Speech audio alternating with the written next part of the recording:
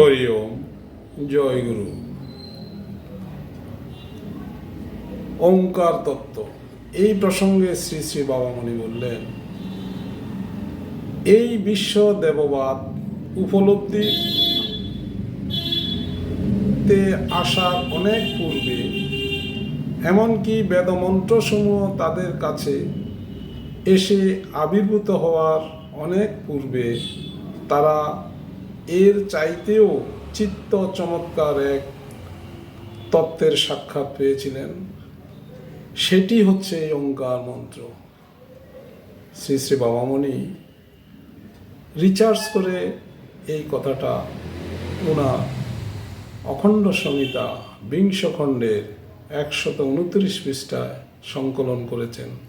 সম্ভব হলে দেখে নেবেন।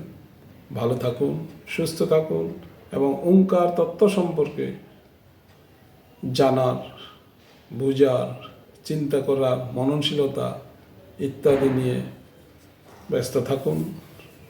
সবাইকে আবারও শুভেচ্ছা, স্বাগতম এবং অভিনন্দন জানাচ্ছি।